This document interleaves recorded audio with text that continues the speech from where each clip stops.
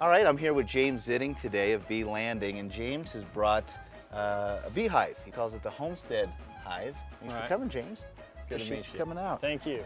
Hi, I'm James with beelanding.com. What got me interested in sustainable beekeeping is the trouble that we're having today with the bees. I took it from a historical standpoint. Instead of using a microscope to study bees, I zoomed out to analyze what we have changed in the way we keep bees versus the way Mother Nature keeps bees. What are we doing different? And it's surprising the changes we've made to the bees in our process of industrializing. We've changed the size of the bee. We've changed what the bees eat. There's some very dramatic changes that have taken place, and we've weakened the bees. We weakened their genetics.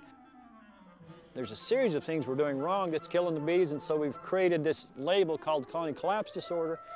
We brand it, we make a lot of noise about it, and now the commercial beekeepers are getting subsidized for the bees that are dying. So I've taken and analyzed what we've changed, and I'm reversing those changes. And it's a surprisingly simple procedure to reverse those changes. I'm focusing on backyard beekeeping because I think that's the future of beekeeping. The commercial beekeepers are just having a tough go of it. And I think us backyard beekeepers need to listen to the bees more and create a sustainable system. What can you and I change? We can stop feeding them high fructose corn syrup. We can put them in a hive that's more conducive, more like a hollow log. Tell me a little bit about the hive. It's designed for the backyard beekeeper. It's suited better for the bees than the big square boxes that everybody's used to. Okay, so the shape of the hive, it kind of came from your experience of seeing how the bees lived in the wild and trying to incorporate that back into their setting. Why don't you take me around and show me a little bit about the hive, show me how it works, the features of the hive. This cover is just to keep the weather off. We'll go ahead and remove it, fold it back. We have an observation window here. You'll find yourself spending hours watching the bees. I've got a sample comb here. This was built by the bees. So each one of these will have comb hanging on it. And as the bees grow, we'll just simply slide this end over to give them more room. Okay, so these things are, you said these are floating? These are the floating ends. Okay.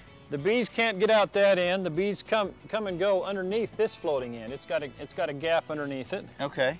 This type of beekeeping is much easier on the bees. You're not disturbing them. Okay, so James, I get my hive and it comes in. I got to get bees, right? So I got to get bees here. How do I go about getting bees? How most people are going to have to populate this hive is to order a package of bees. Well, this looks like a really cool project. I'm excited about it. I think that this is something that my wife's just going to love. And we'll take a look at how we can implement it into our lives and our yards. Thank you, James. I appreciate you coming out and showing me this. Thank you. Again, if you need any information on the hive, go to www.beelanding.com. Get all the information you need.